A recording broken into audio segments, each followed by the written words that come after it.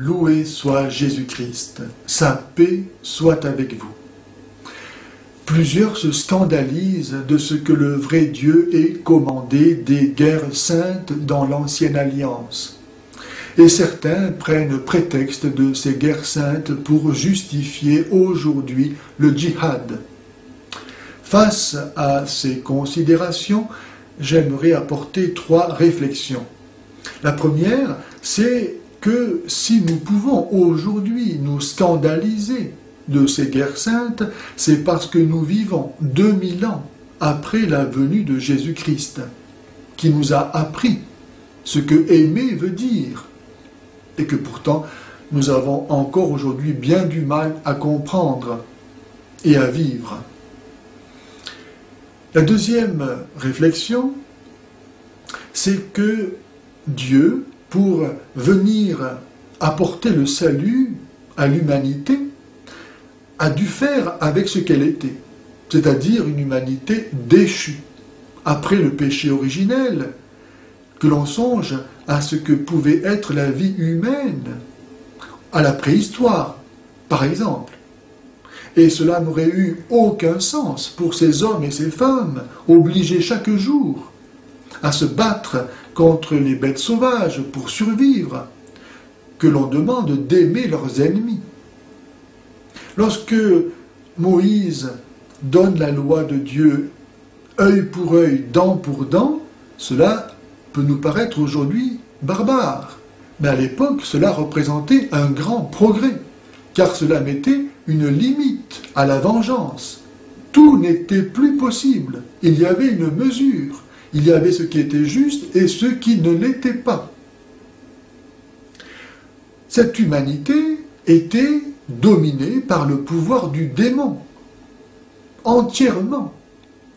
Il a fallu donc que le Seigneur prenne de cette humanité, avec Abraham, un petit peuple qu'il allait devoir façonner, qu'il allait devoir arracher à cette domination du père du mensonge, source de tous les maux qui règnent dans le monde entier. D'où l'exigence de séparation du peuple juif d'avec tous les peuples environnants, offrant des sacrifices idolâtriques, c'est-à-dire consacrés aux démons. Pour protéger ce petit peuple que Dieu désirait élever à un niveau moral et spirituel suffisant pour l'accueillir, il fallait que celui-ci soit pur de toute compromission, de tout lien avec le démon par les cultes idolâtriques. Il fallait que ce petit peuple donnât un jour naissance à celle qui est l'Immaculée Conception, la toute pure, la sans péché. Et pour cela, il était nécessaire que ce petit peuple soit préservé de tout lien avec le démon. Troisième réflexion, c'est qu'il est parfaitement vain de se lamenter ou de se scandaliser de la façon dont nous mourrons. Car de toute façon, il nous faudra tous mourir, d'une façon ou d'une autre. Et nous mourrons tous de par la volonté de Dieu, en châtiment du péché. Que l'on meure victime d'une guerre sainte, ou que l'on meure d'un accident ou d'une autre façon, c'est toujours en dernier lieu de par la volonté de Dieu. Donc il est parfaitement vain de se plaindre de ce que l'on puisse mourir par une guerre sainte. Car on doit alors se plaindre toujours de devoir mourir. La question, en fait, n'est pas de devoir mourir. La question est de savoir pourquoi l'on meurt. Car on doit mourir. C'est le Christ Jésus qui est le fruit de cette révélation donnée au peuple juif, l'aboutissement de cette révélation en qui et par qui va être éclairée l'ensemble, la totalité de cette histoire sainte. Lui, Jésus, a accepté librement sa mort, afin d'expier en elle et par elle les conséquences de nos péchés, dont la mort elle-même, et nous montrer que notre mort était destinée à être l'entrée dans la vraie vie, la vie éternelle. Cette exigence de séparation du peuple juif signifie qu'il y a avec Israël un enjeu qui dépasse les intérêts d'ordre temporel.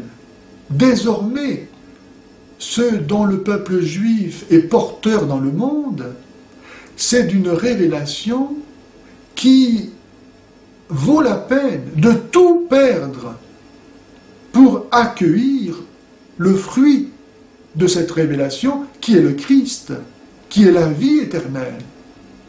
Peu importe donc comment l'on meurt, car de toute façon, on mourra toujours.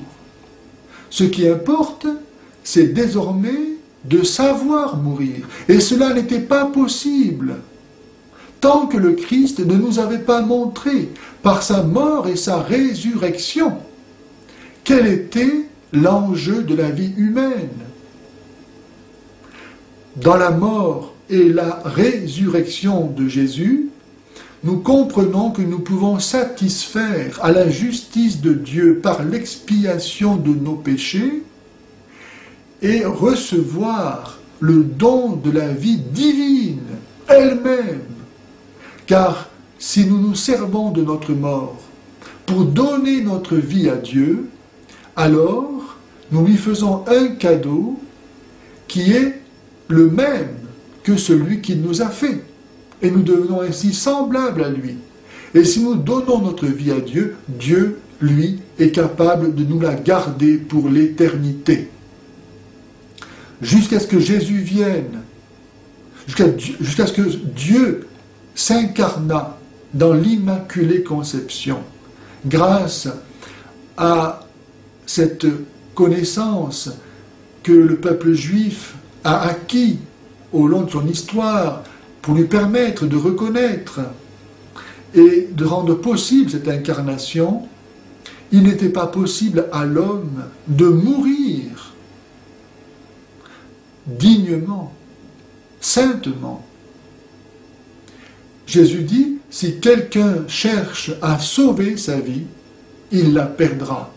Mais celui qui la perdra à cause de moi, la sauvera. Il n'était pas possible de sauver sa vie avant de connaître Jésus. Mais comment Jésus, Dieu fait homme, aurait-il pu s'incarner dans une humanité dominée par le démon? Que le Seigneur Jésus nous accorde la grâce à la prière de l'Immaculée de comprendre qu'il est pour nous de toute urgence question d'apprendre à mourir, à donner comme lui notre vie par amour à Dieu, afin de la sauver. Il vaut mieux mourir comme les saints innocents que de mourir comme l'on dit de sa belle mort et de mourir sans le Christ.